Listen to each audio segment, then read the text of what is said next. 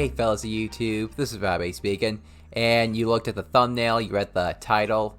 This is my review of Cowboy Bebop, the legendary gateway anime. And the reason why I say it's the gateway anime is because a lot of people who are trying to get into anime to this day watch Cowboy Bebop first before they watch any other animes. Now, of course, Cowboy Bebop wasn't my very first anime. In fact, I didn't even watch Cowboy Bebop until I was in high school. It was on Adult Swim like really late at night, so I would stay up just to watch some shows. And I came across Cowboy Bebop. I saw the intro, and I was just like, what is this? I read the title, Cowboy Bebop, and then I was like, okay, what is this about? And I saw it was taking place in space with these really cool characters. And I was just like, this looks interesting. But I wasn't like fully grabbed by Cowboy Bebop. I was just like, okay, I'll watch it once in a while because I had an idea that this was episodic. So after a while, when I just started getting back into anime, I knew I had to watch Cowboy Bebop as a whole, like just binge watch it. So I did, and I actually really enjoyed it. But that was my first time watching it, though. The last time I watched it was just about a couple days ago. Cowboy Bebop is directed by a guy named Watanabe. I think that's how you pronounce his last name. I'll leave his full name in the caption right here because I would feel like I'd be butchering his name. But anyway, though, he has directed other shows, Samurai Champloo, Space Dandy, Carolyn Tuesday, all really, really good shows. But of course, Cowboy Bebop is his most popular. So Cowboy Bebop is about a group of bounty hunters. They travel on the Bebop ship, and they try to collect bounties. So it's basically like your villain of the week, criminal of the week, if you will, where each episode revolves around them, unless it's something that kind of goes off course, like say the one episode where they get sick and they have to try to find the source of what's getting them sick and try to get off the ship. Another thing about this show is that even though they're trying to collect bounties, the reason why is because they have a hard time getting food on their plates. So you see that quite a bit throughout the show. They'll be like, we don't have any food on the ship. You know, there's nothing in the fridge. There's no dog food, so we gotta collect a bounty really, really soon.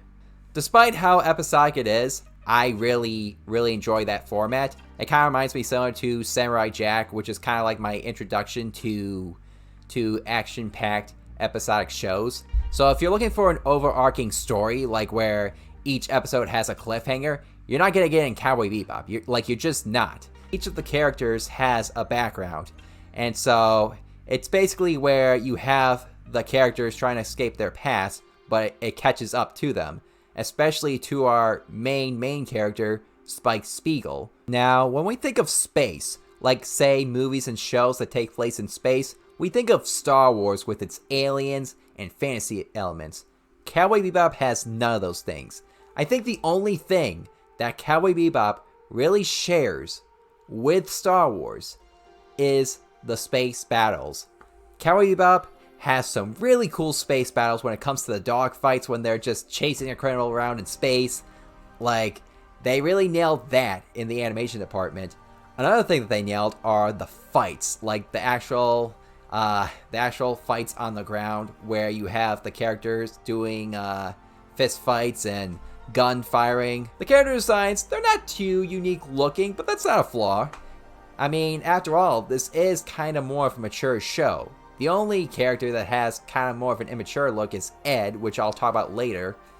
But still though, the animation, you're not going to be disappointed in the animation at all. So we got a decent story, we got good animation, and we also have good music. The show has a jazzy feel to it because of the background music, as well as the intro like I mentioned before. The intro is what truly grabs the audience. It's what's grabbed me. I was just like this intro is just, you just can't help but not jam to this music. Like, I've never met one person that said, I hate the music to Cowboy Bebop. I just hate that intro. Like, how could you hate this? Like, how could you? This is what intros are supposed to do. They're supposed to pull you in. And a lot of people say that this is the best anime intro of all time, up there with the Pokemon intro, opening song. So, I mean, I can see that. I mean, it's not my number one favorite intro, but I see it as more of an iconic intro, if you will. Other than that, though, there are some certain other songs that are played, like background songs.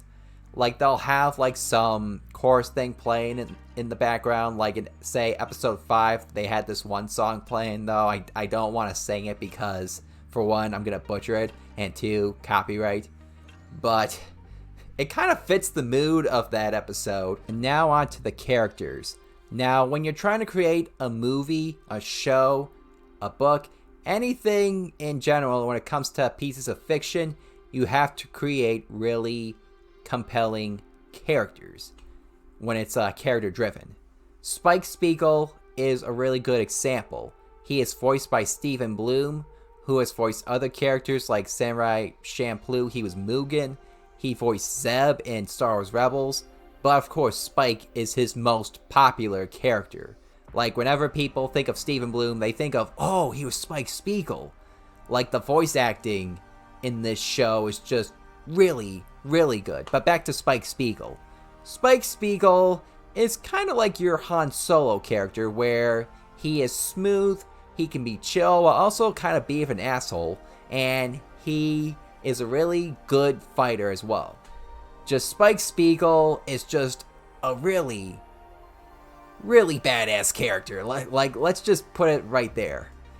Another thing about Spike Spiegel is his past. I don't want to spoil it for you guys, but you're in for a treat. Spike Spiegel, you see where he comes from. You see, like, why he escaped from that, while also trying to keep escaping from it. Because no matter where he goes, in every corner of the galaxy, his past just catches up to him. And you know he's gonna have to resolve it somehow. And then you have Jet, who's kind of like the leader of the crew. He technically owns the Bebop ship, so yeah, he's definitely the leader. But he's also kind of like a father figure in the crew, like, hey kids, knock it off. He cooks for them, he fixes their ships, while also trying to take his job seriously as a bounty hunter. He used to be a cop, so it kind of makes sense. Like, he still has that serious side to him. And his background is also interesting too. Like, he has a robotic arm, which you'll see later, like how he lost it. Really cool character. And then you have Faye Valentine, who people say is their number one waifu. I wouldn't go that far, but Faye is still a cool waifu. She is a con artist. Like, she wears this revealing outfit to persuade the people that she's trying to scam. Like, she just has a plan on how to get their money and pay off her debts. When it comes to some shows that are trying to be serious, dramatic, you have a comic relief, and Ed is your comic relief. What I love about Ed is it's just the way she talks, the way she behaves, the way she does her body language. Like, she just, like, her arms just move like there's barely anything in it. Like, it's just a bunch of waves. But she is useful. Like, she's the hacker. Like, she really is useful in the Bebop crew. But the one time when she's the most useful is not just when she's hacking, but in this one episode, she tries to catch this one drug dealer, this guy selling mushrooms. It's just the funniest. Like, when she's on the train chasing that guy and she just does this, like she's just trying to make these scary faces at him. I just couldn't help but laugh. And then you have the Bebop crew's pet, Ein. This still makes me want to have a corgi so badly as a dog. Like, I just really, really want a corgi. But I can't have one anytime soon for other reasons. But someday, though, someday, I will have a corgi. And my cat Violet will finally have a friend, and she will get used to this corgi. But back to Ein. Ein, there's not a whole lot to talk about. I just wanted to bring it up. He's just a cute looking dog. And then you have Vicious, who is both the arch enemy and polar opposite of Spike.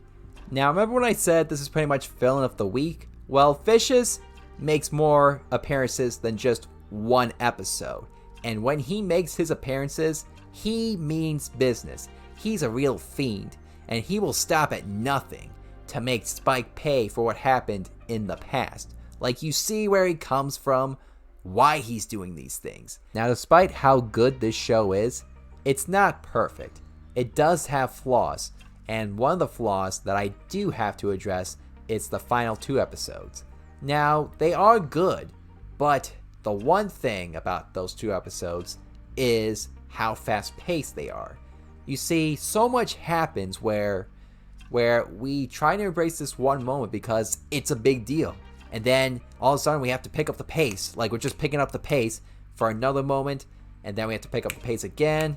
It doesn't know when to slow down. And maybe instead of being the final 2 episodes, maybe it should have been the final 3 episodes. I mean, Samurai Champloo did that. I mean, I think that's one of the things that Samurai Champloo did better than Cowboy Bebop. But, I mean, if I were to talk about any other flaws, I feel like I would be digging into spoilers. So, I think I'm just going to leave it right here. This show is a 9 out of 10 for me. Some people say that this is the masterpiece, that this is their #1 favorite anime.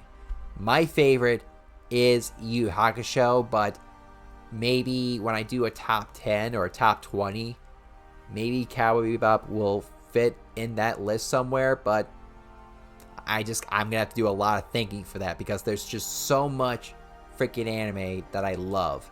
Yeah, I'm gonna worry about that at a different time. Thanks for watching, guys. Please make sure to comment down below on what your thoughts are. Did you like this anime? Did you not? Are you thinking about watching it? Just let me know. And if you are new to this channel, please make sure to hit that subscribe button down below. I'm Rob A, and may the anime force be with you.